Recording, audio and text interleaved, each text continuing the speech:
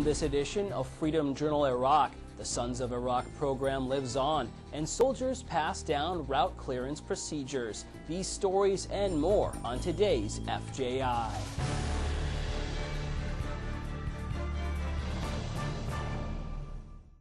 Hello, I'm Petty Officer Matt Gleason. Welcome to this edition of Freedom Journal Iraq. As coalition forces continue to withdraw from Iraq, the importance of maintaining the hard-won stability is paramount to Iraq's future. To help accomplish this goal, soldiers are handing down their skills to their Iraqi counterparts. Captain Eugene Gates explains in his own words about one important skill Iraqi security forces are learning: route clearance. This week we're teaching the IA's route clearance operations. We're calling this the CIRCA, the Sapper Eagle Route Clearance Academy.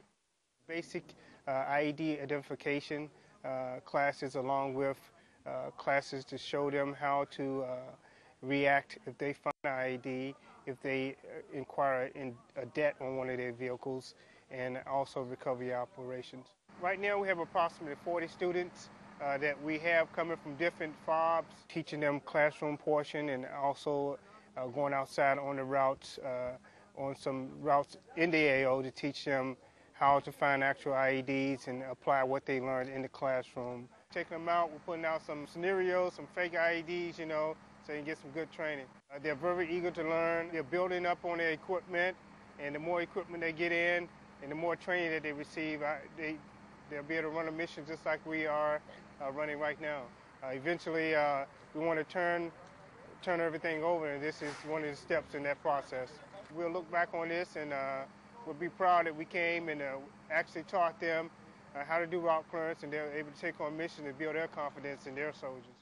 The Sons of Iraq is a militia composed of patriots seeking to protect their local communities from terrorist attacks.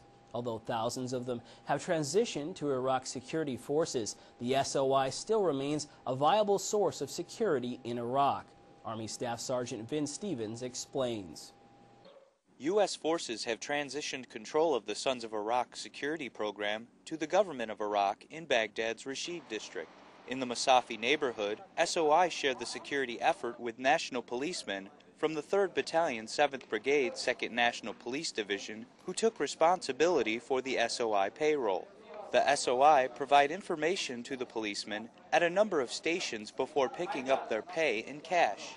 Soldiers from the 2nd Battalion, 4th Infantry Regiment provide a presence during the payday process. Platoon leader, 1st Lieutenant John Miller, assists the policemen with verifying the accuracy of the SOI. It's still important for us to make sure everything is here, goes smoothly. There should be no problems. The National Police are very competent, very organized. Everything should go well. Both parties just like us to be here and to make sure that if there are any issues that we can help sort them out. And we track all the SOI to make sure both our lists match. 14-month SOI veteran Hamid Kadam Hamid is married and has 9 children. He is among many SOI in his neighborhood who hope for a pay raise with the provincial government elections next month. I would like to stay in the Sons of Iraq program if the government increases our salary in January. 2nd Battalion, 4th Infantry Regiment is attached to the 1st Brigade Combat Team of the 4th Infantry Division. They provide security for the Eastern Rashid District. Reporting for 1st Brigade, 4th Infantry Division, I'm Army Staff Sergeant Vin Stevens, Multinational Division, Baghdad, Iraq. Coming up, Baghdad bolsters its fire defense. Time now for a look at the Rebuilding Iraq report. The Iraqi Air Force took another step in its evolution as an effective fighting force. Iraqi airmen conducted an aeromedical evacuation mission from the Air Force Theater Hospital in Balad to the 86th Combat Support Hospital in Baghdad. The Air Force transported the 3 wounded patients, an Iraqi police officer, and 2 children injured by an improvised explosive device. The patients were transported from the hospital by Iraqi Air Force helicopters. The police officer was later released while the 2 children were held in observation until their injuries were stabilized. Since graduating from a joint medical course on December 4th, the Iraqi Air Force aeromedical staff has performed multiple evacs. The process for the Iraqi Air Force to medevac a patient takes anywhere between 48 to 72 hours. That's your Rebuilding Iraq report. I'm Senior Airman Tyler Alexander.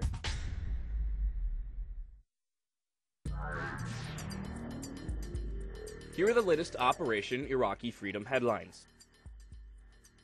While acknowledging the necessity of a national army, the Iraqi Deputy Prime Minister expressed concerns the creation of support councils and the present force levels of Iraq's security forces indicate the militarization of Iraqi society. Michael O'Hanlon, a Brookings Institution senior fellow, co-authored a New York Times editorial that credits the Iraqi government with meeting significant benchmarks in societal development. The authors highlighted refugee settlement and oil-sharing agreements as future challenges for Iraq. The UN mandate authorizing the legal presence of international troops in Iraq has expired. The Iraqi government has approved multiple agreements to allow a continued international military presence in Iraq. Those are your headlines from around the region. I'm Petty Officer Andrew Krause.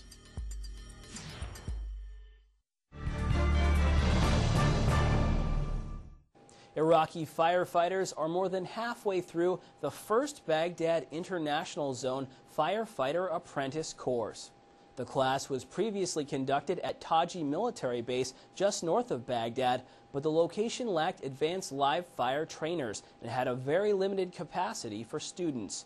The new location allows firefighters from the Iraqi Ministry of Interior and the Ministry of Defense, which includes the Iraqi Air Force and Army, to come together at one location for training. The course consists of 6 training blocks that cover areas including medical issues, basic fire principles, fire control, hazardous materials, structural training, and aircraft firefighting.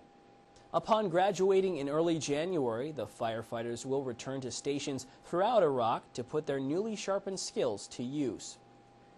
Marines are known for their pride, camaraderie, and working as a team to get things done.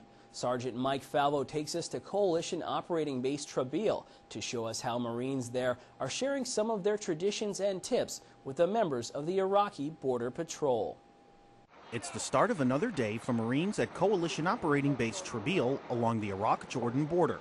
The members of the 352 Battalion Transition Training Squadron gear up to head out for daily training. Marines are known for their intense dedication to training and hard work.